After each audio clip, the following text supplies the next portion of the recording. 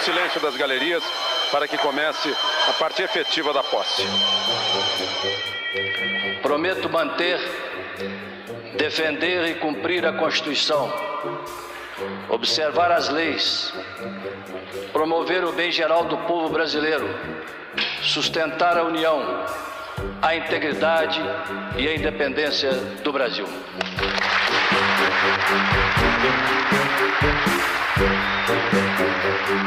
Depois da renúncia de Collor em 92, Itamar Franco assumiu a presidência. Sem adversários à altura, Lula deixou de ser só o líder dos trabalhadores para ser também o provável vencedor da próxima eleição. Lula mantém a liderança e foi o que mais cresceu. Se a eleição fosse hoje, Luiz Inácio Lula da Silva, do PT, ficaria em primeiro lugar, com 39%.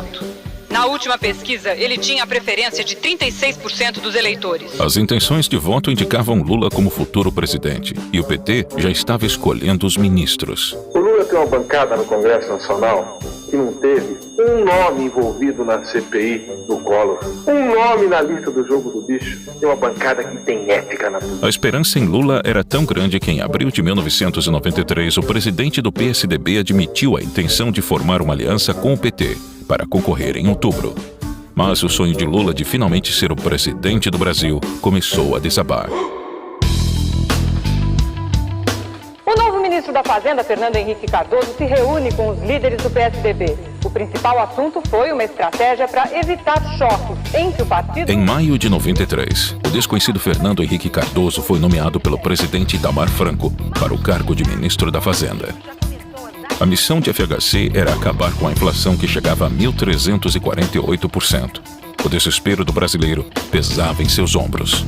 Quem tiver realmente amor à melhoria de condição de vida do povo tem que ter um olho muito pregado na inflação. A pessoa que entra num lugar novo não deve começar quebrando cristais, não. Deve começar a olhar com atenção. O que estiver funcionando bem não há por que mexer. O que estiver funcionando mal se troca.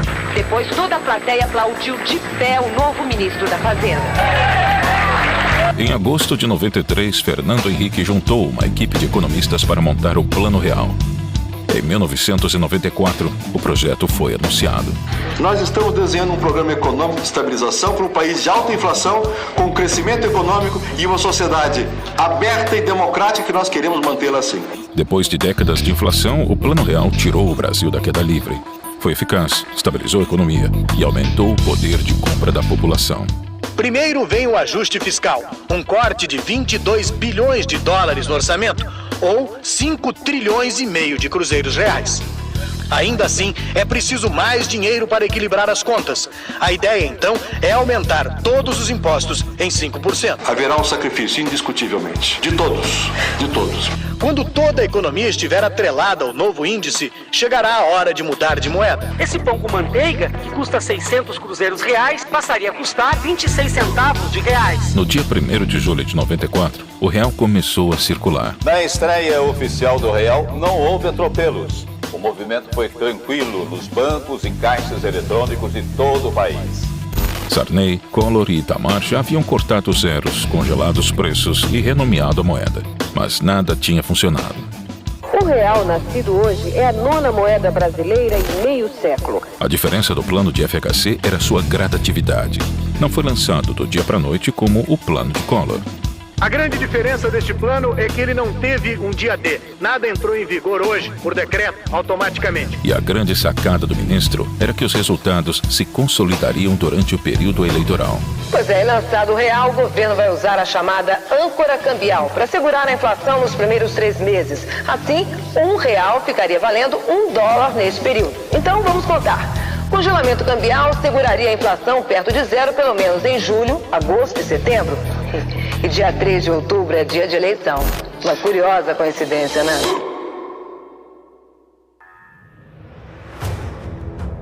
Eu quero ser um presidente que trate dos grandes problemas dos pequenos, mais humildes. Porque a maioria dos governos sempre tratava dos pequenos problemas dos grandes. Agora, conhecido pelos brasileiros, Fernando Henrique se demitiu do cargo de ministro para ser candidato à presidência pelo PSDB.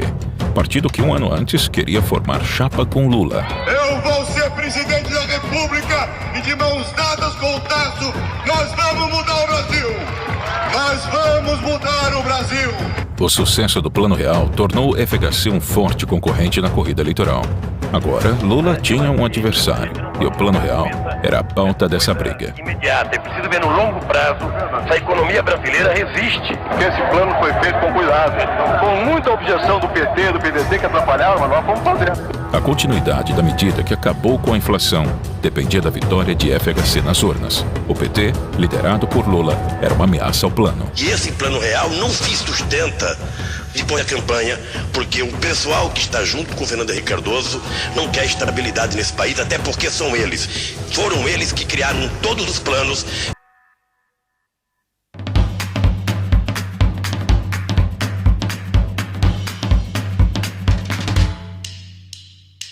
Cedo ou tarde a morte se abaterá sobre cada um de nós e nenhum de nós poderá detê-lo. O candidato sorteado para perguntar. Vamos lá, segura, me ajuda aí, por favor. Se é fundamental para dirigir... Ok, tá feita.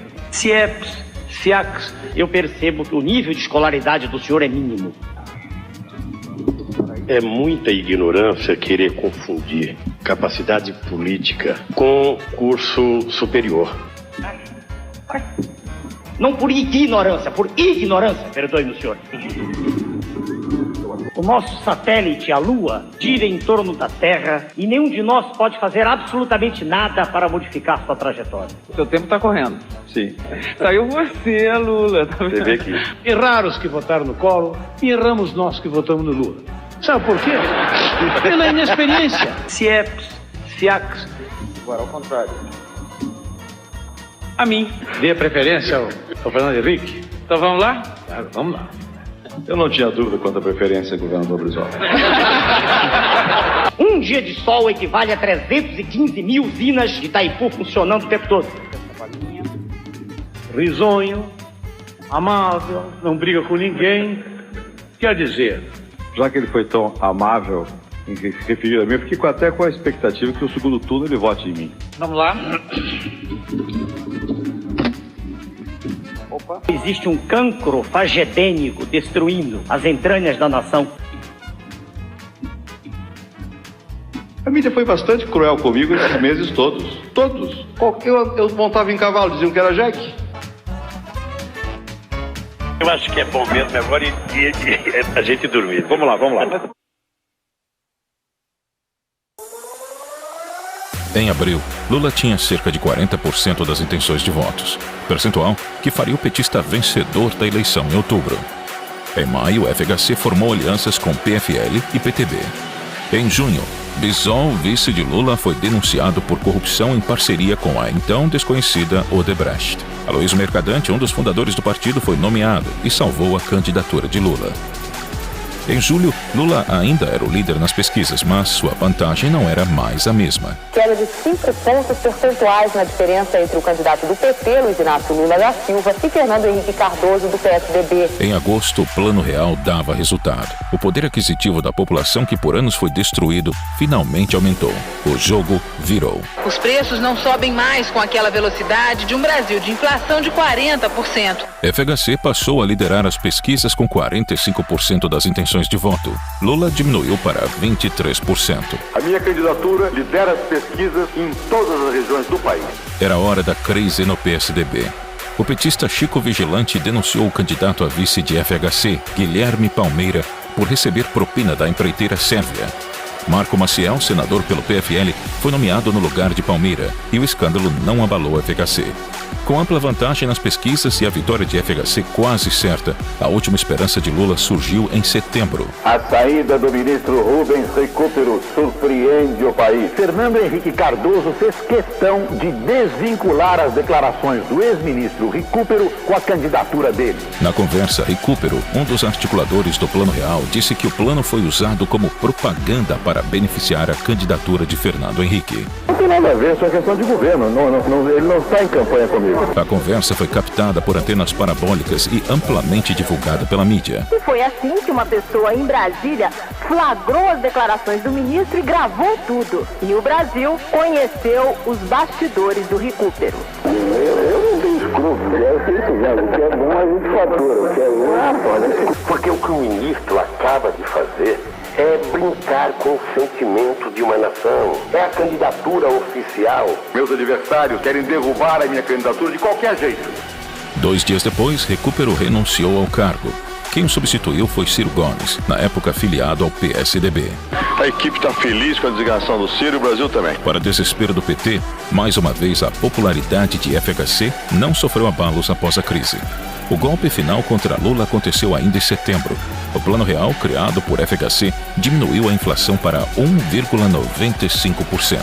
A inflação desse mês não vai passar de 2%. Eu desafio quem desminta isso. Quanto mais o Plano Real dava certo, mais FHC era desejado na presidência.